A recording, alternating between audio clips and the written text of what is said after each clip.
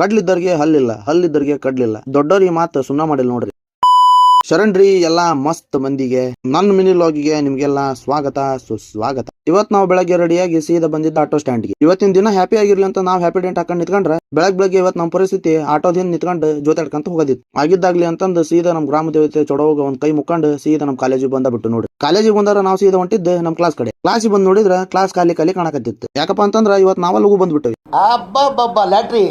ಆಮೇಲೆ ಕ್ಲಾಸ್ ಎಲ್ಲ ಮುಗಿಸ್ಕೊಂಡು ನಾವು ಹೊರಗೆ ರೌಂಡ್ಸ್ ಅಂತ ಬಂದ್ವಿ. ರೌಂಡ್ಸ್ ಎಲ್ಲ ಮುಗಿಸ್ಕೊಂಡು ನಾವು ಸೀದಾ ಹೋಗಿದ್ದ ಲೈಬ್ರರಿಗೆ. ನಮ್ ದೋಸ್ತರು ಎಲ್ಲಾರು ನ್ಯೂಸ್ ಪೇಪರ್ನಾಗ ಡೈಲಿ ನ್ಯೂಸ್ ಏನ್ ಬಂದೈತೆ ಅಂತ ನೋಡಕತ್ತಿದ್ರ ಅದ್ರ ನಾನು ಇವತ್ ನಮ್ ರಾಶಿ ಭವಿಷ್ಯ ಹೆಂಗೈತೆ ಅಂತ ನೋಡ್ಕೊಂತ ಕುತ್ಕೊಂಡಿದ್ದೆ.